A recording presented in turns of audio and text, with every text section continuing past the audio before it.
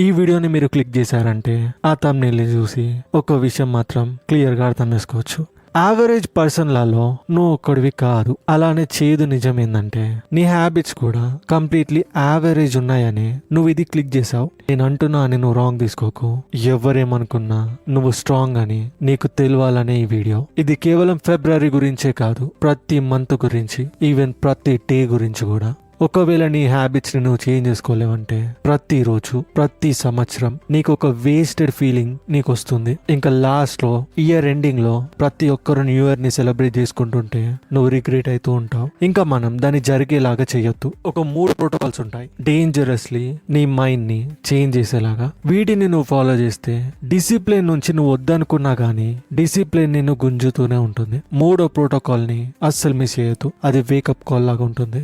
మీరు అబ్జర్వ్ మహేష్ బాబు, అతని పవర్ అతని అట్రాక్టివ్నెస్ లో ఉంది. స్మార్ట్ గా ఉండటం. పవర్ స్టార్ పవన్ కళ్యాణ్ పేరులోనే పవర్ ఉంది. అలానే ప్రభాస్ గురించి ఆలోచిస్తే స్ట్రాంగ్నెస్ ని నువ్వు ఫీల్ అవుతావు. అలా నీ గురించి ఆలోచిస్తే నీ పవర్ డిసిప్లిన్ అయి ఉండాలి. అలా అయి ఉంటేనే నువ్వు కూడా టాప్ ప్లేస్ లో ఉంటావు. ఇప్పుడు ప్రోటోకాల్ 1 లో అటాక్ లైక్ ఎ లాయన్. దీనికోసం మొదటిగా నువ్వు అటాక్ చేయాలి లాయన్ లాగా. కేర్ఫుల్ గా వినండి. డిసిప్లిన్ కి బిగ్గెస్ట్ ప్రాబ్లం ప్రజలు వర్క్ కి వెళ్ళకపోవడం కాదు.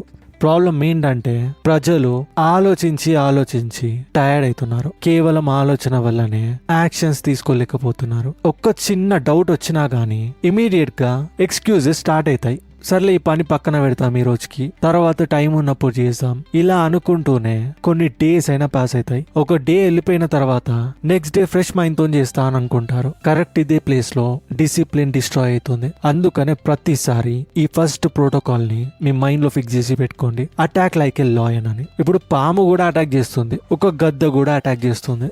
కానీ లాయన్ కి జంగల్లో ఒక రూల్ ఉంటుంది. అది నెగోషియేట్ చేయదు దాని ప్రే తోటి. లాయన్ అసలు ఆలోచించదు. సరే ఈ రోజు నాకు ఆకలి లేదు, రేపు నేను హన్ చేస్తా అని అది కామ్ గా ఉండదు. అలానే ఒక స్ట్రాటజీ చేసుకుంటా, ప్లాన్ చేసుకొని అటాక్ చేస్తా అని కూడా అది ఉండదు. ప్రే ఎప్పుడైతే దాని ముందు ఉంటుందో దానికి ఆకలి ఉన్నా లేకున్నా అది సింపుల్ గా అటాక్ చేస్తుంది. కానీ ఎవ్వరు ఊహించని విధంగా నువ్వు డిసిప్లిన్ గా ఉండాలనుకున్నప్పుడే నువ్వు ఎగ్జాక్ట్లీ ఆపోజిట్ చేసి చూపిస్తావు. నువ్వు అటాక్ మోడ్ లో ఉండి అటాక్ చేయాలనుకోవు. నువ్వు కూర్చొని నీ బ్రెయిన్ తోటి డిస్కషన్ పెట్టుకోవడం స్టార్ట్ చేస్తావు. న్యూరో సైన్స్ కూడా ఈ విషయాన్ని చెప్తుంది. నువ్వు ఎప్పుడైతే టూ మచ్ గా ఆలోచిస్తూ ఉంటావో ఏదైతే పని చేసే ముందు మన బ్రెయిన్ పెయిన్ సెంటర్ యాక్టివేట్ అవుతుంది. ఇక బ్రెయిన్ అప్పుడు కన్సిడర్ చేస్తుంది ఈ పని మనకు థ్రెట్ అంటే డేంజర్. మనం మనుషులం కాబట్టి మన బ్రెయిన్ బయోలాజికల్ గా ఇలానే ఎగ్జాక్ట్లీ డెవలప్ అయింది.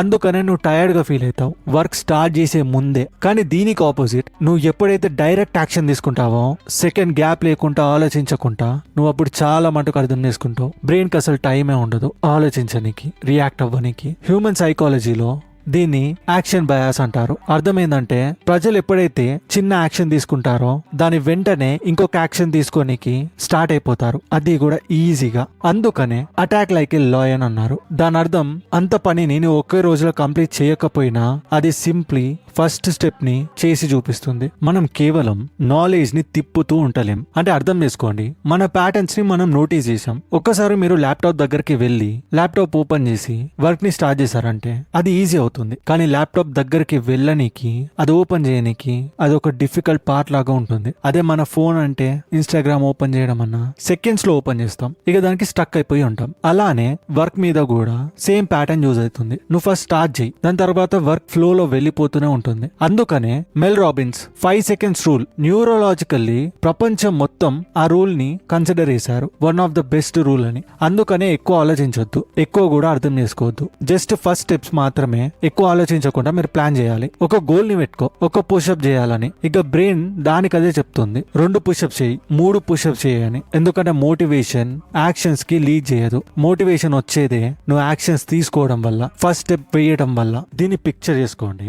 డేవిడ్ గోగిన్స్ 100 mile రేస్ లో కంప్లీట్లీ బ్రోకెన్ అయి ఉన్నాడు. మోటివేషన్ లేకుండా, లాజిక్ లేకుండా, అతనికి రీజన్ కూడా తెలియదు ఎక్కడ ఫినిష్ అవుతుందని. ఇక అతను ప్లానింగ్ చేయలేడు, అతను ఆలోచించలేడు కూడా. ఎక్కడ వదిలేయాలి, ఎక్కడ ఆపేయాలి అలాంటివి అతని మైండ్ లో కూడా లేవు. అతను ఫోకస్ చేసింది కేవలం నెక్స్ట్ స్టెప్ మీదనే. అలా ఎవ్రీ సింగిల్ స్టెప్ ని ఫార్వర్డ్ చేస్తూ ముందుకు తీసుకెళ్లాడు. అందుకనే మీరు ఎప్పుడైనా ఫీల్ అయితే నేను ఈ వర్క్ చేయాలని దాని తర్వాత నువ్వు ఎక్కువ ఆలోచించకు, జస్ట్ 5 సెకండ్స్ ఆలోచించు. ఆ 5 సెకండ్స్ లోనే లేచి నిల్చొని నీ వర్క్ ని నువ్వు స్టార్ట్ చేయి. అది పర్ఫెక్ట్ ఉన్నా ఇంపర్ఫెక్ట్ ఉన్నా పెద్ద మ్యాటర్ కాదు, జస్ట్ అటాక్. ఎందుకంటే డిసిప్లిన్ బిల్డ్ అయింది మూమెంటం తోటే. ప్లాన్ చేస్తూ ఉండటం వల్ల డిసిప్లిన్ ఎప్పుడు బిల్డ్ కాలేదు. రెండో protocol, control the mind. Attack చేయడం నేర్చుకొని నువ్వు ఉంటే తర్వాత బిగ్గెస్ట్ ఇంకా మోస్ట్ ఇంపార్టెంట్ ఛాలెంజెస్ నీ మైండ్ మీద నీ కంట్రోల్ ని గెయిన్ చేయడం. చూడండి, ఈ విషయం సింపుల్ కాదు. చాలా మంది ప్రజలు డిసిప్లిన్ ని మధ్యలోనే బ్రేక్ చేస్తారు. వాళ్ళకు స్ట్రెంగ్త్ తక్కువ ఉందని కాదు, వాళ్ళ మైండ్ అవుట్ ఆఫ్ కంట్రోల్ లో ఉందని. ఇంకా ఇక్కడ మోస్ట్ డేంజరస్ విషయం ఏంటంటే ప్రజలు రియలైజ్ కూడా కారు వాళ్ళ గ్రేటెస్ట్ ఎనిమీనే వాళ్ళ బ్రెయిన్ అని. ఒక్కసారి ఆలోచించండి, మార్నింగ్ లో కళ్ళు తెరిచావు, ఆలోచించకుండా నీ చేతి నీ ఫోన్ దగ్గరికి వెళ్తుంది. ఇక ఎంత త్వరగా నువ్వు ఫోన్ ని ఓపెన్ చేస్తావో ఇక మన బ్రెయిన్ ఒక డిఫాల్ట్ మోడ్ లోకి వెళ్తుంది. ఒకవేళ నువ్వు నీ ఫోన్ ని యూజ్ చేయడం స్టార్ట్ చేసావంటే ఇక ఒక గంట ఈజీగా డిసపియర్ అయిపోతుంది. ఇక్కడనే గేమ్ మొత్తం ఎండ్ అవుతుంది. నీ మైండ్ ని నువ్వు కంట్రోల్ చేసే ముందే నీ మైండే నిన్ను కంట్రోల్లో తీసుకుంది. ఒక బిగ్గెస్ట్ కోట్ ఏంటంటే ఛాంపియన్ అయిన తర్వాత ఇక్కడ మెంటల్ పార్ట్ ఏంటంటే నా ఎమోషన్స్ ని నేను ఎలా కంట్రోల్ చేసుకున్నా అని. అంటే ఇప్పుడు నువ్వు ఫర్ సపోజ్ ఏదైనా విషయంలో ఛాంపియన్ అయినావు, నీకు అవార్డు వచ్చింది, రివార్డ్ వచ్చింది, నువ్వు ఫోటోగ్రాఫ్స్ తీసుకుంటున్నావు.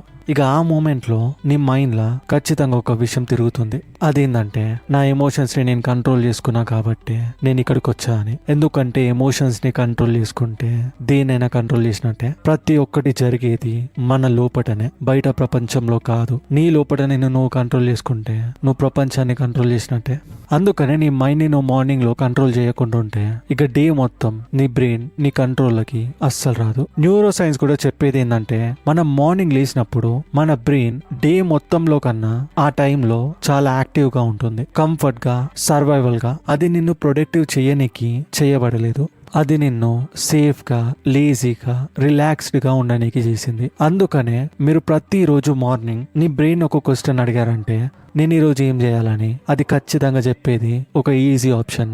ఇంకా బిగ్గెస్ట్ ఎనిమీస్ ఏంటంటే ఈ డిసిప్లిన్ కి మూడ్ బేస్డ్ డిసిషన్స్. దాని అర్థం డిసిప్లిన్ అంటే నీ బ్రెయిన్ నుంచి పర్మిషన్ తీసుకోవడం కాదు. డిసిప్లిన్ అంటే బ్రెయిన్ కి కమాండ్ ఇవ్వడం. ఆర్మీలో సోల్జర్స్ వాళ్ళని నువ్వు ఇప్పుడు మూడ్ లో ఉన్నావా అని అడగరు, వాళ్ళని ఆర్డర్ ఇస్తారు, డైరెక్ట్ యాక్షన్ జరగాలి అని. ఇంకా ప్రజలు ఎవరైతే డిసిప్లిన్ గా ఉంటారో వాళ్ళ బ్రెయిన్స్ కి వాళ్ళు ప్రతిసారి కమాండ్ ఇస్తూనే ఉంటారు. ఇక్కడ ప్రాక్టికల్ సొల్యూషన్ ఏంటంటే నీ విజువల్ కంట్రోల్ ని నువ్వు క్రియేట్ చేసుకోవాలి. ఏదైతే విషయం చూస్తుందో అదే విషయం నీ మైండ్ ని రూల్ చేస్తుంది. అది వైట్ బోర్డ్ అయినా, స్టిక్కీ నోట్స్ అయినా, ఒక హ్యాబిట్ ట్రాకర్ అయినా, లేదా ఒక సింపుల్ 7-day బాక్స్ పేపర్ తో తయారు చేసిందైనా, ఏ సిస్టమ్ అయినా. కానీ ఆ సిస్టమ్ నిన్ను ప్రతిరోజు రిమైండ్ చేస్తూ ఉండేటట్టు ఉండాలి. అందుకనే లెజెండ్ పీటర్ డ్రక్కర్ చెప్పింది ఏంటంటే రీసెర్చ్ లో కూడా ప్రూవ్ చేసింది, ఏదైతే మెజర్ చేయబడుతుందో అది ఇంప్రూవ్ చేయబడుతుందని.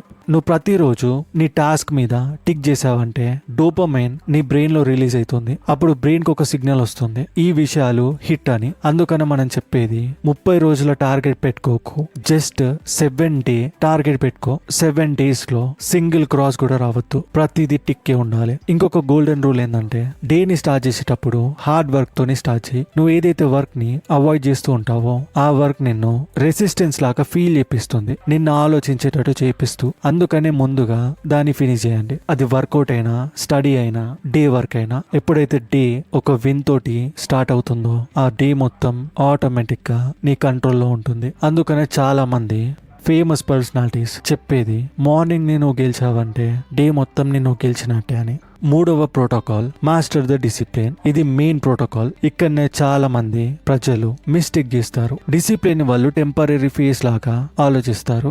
ఫ్యూ డేస్ వరకు నేను డిసిప్లిన్ గా ఉంటా అనుకుంటారు. ఎగ్జామ్స్ వరకు నన్ను నేను కంట్రోల్ చేసుకుంటా, లేదా 75 హార్డ్ ఛాలెంజ్ ని పెట్టుకుంటా, లేదా 21 days ఛాలెంజ్ ని పెట్టుకుంటా, ఇలాంటివే పెట్టుకుంటారు. ఇలా చేయడం వల్ల బ్రెయిన్ ఆలోచిస్తుంది ఈ ట్రైనింగ్ వల్ల డిసిప్లిన్ అనేది జస్ట్ ఫ్యూ డేస్ కి మాత్రమే అని. ఇక దాని తర్వాత మళ్ళీ అది లేజీగానే మారుతుంది. ఎప్పుడైతే బ్రెయిన్ దీన్ని గమనిస్తుందో బ్రెయిన్ ఆలోచించేది ఇప్పుడు నేను లేజీ లైఫ్ ని మళ్ళా స్టార్ట్ చేయాలన్నప్పుడు 21 days 75 days అవసరమా అనే మూడ్ లోకి మళ్ళీ తీసుకెళ్తుంది. ఇక ఆ డేస్ ని రీసెట్ చేస్తుంది మళ్ళీ. అందుకని ఈ మెత్ ని నీ బ్రెయిన్ నుంచి బయటపడేయాలి. నువ్వు ఫ్యూ డేస్ వరకు డిసిప్లిన్ గా ఉంటా అనే విషయం ని పక్కన పెట్టు. డిసిప్లిన్ ని నువ్వు మాస్టర్ చేయాలి. మాస్టర్ అంటే నిన్ను నువ్వు ప్రతిరోజు టార్చర్ చేసుకోవడం కాదు. మాస్టర్ అంటే నీ ఐడెంటిటీ లాగా మార్చుకోవడం. ఆలోచించండి, నీ పనులని తోముకోనికి నీకు డిసిప్లిన్ అవసరమా? అన్నం తినడానికి నీకు మోటివేషన్ అవసరమా? ఎందుకంటే ఈ పాత్ మన డైలీ ఐడెంటిటీ. ప్రాబ్లం ఏంటంటే ప్రజలు ఆలోచించేది డిసిప్లిన్ అనేది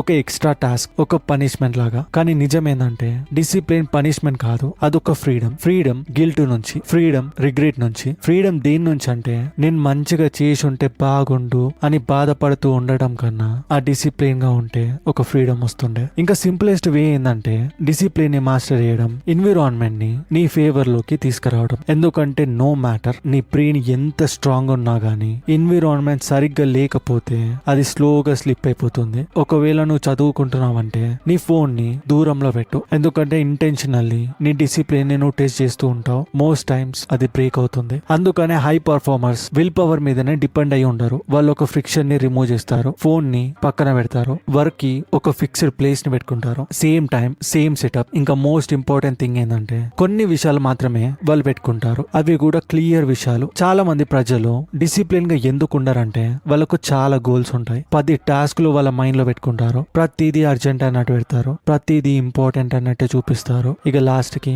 వాళ్ళు ఏది కూడా కంప్లీట్ చేయరు. ఇక్కడ రూల్ సింపుల్, ప్రతిరోజు కేవలం 3 టాస్క్, జస్ట్ 3 ఏవైతే చాలా ఇంపార్టెంట్ ఉంటాయో అవి మాత్రమే, మిగతావి సెకండరీ పొజిషన్ లో. రీసెర్చర్స్ కూడా చెప్పేది ఏంటంటే ప్రజలు ఎవరైతే తక్కువ విషయాల మీద ఫోకస్ చేసి ఉంటారో వాళ్ళ స్ట్రెస్ కూడా తగ్గుతుంది, ఎగ్జిక్యూషన్ బెటర్ గా వస్తుంది. ఇంకా ఈ 3 టాస్క్ ని నువ్వు డైలీ కంప్లీట్ చేసావంటే స్లోగా నీ సబ్ కాన్షియస్ ఒక విషయం యాక్సెప్ట్ చేస్తుంది, నువ్వు డిసిప్లిన్ గా ఉన్నావని. ఇక ఏ డే అయితే ఈ విషయాన్ని నీ బ్రెయిన్ యాక్సెప్ట్ చేస్తుందో ఆ డే ఒక ఎఫర్ట్ లాగా ఉంటుంది, అది ఆటోమేటిక్ అవుతుంది. ఒక లాస్ట్ సింపుల్ రూల్ ని గుర్తుపెట్టుకోండి, డిసిప్లిన్ అంటే ప్రతిదీ నువ్వు చేయడం కాదు, డిసిప్లిన్ అంటే ఏదైతే నెసెసరీ ఉంటుందో దాన్నే నువ్వు చేయడం. ఇక ఎప్పుడైతే ఈ 3 విషయాలు నేర్చుకుంటావో, అటాకింగ్ వితౌట్ హెసిటేషన్, నీ మైండ్ ని కంట్రోల్ చేయడం, డిసిప్లిన్ ని ఒక ఐడెంటిటీ లాగా మార్చడం. ఇక ఆ డిసిప్లిన్ ఒక ఫైట్ లాగా అస్సలు మారదు, అది నార్మల్ మోడ్ లోకి వెళ్తుంది.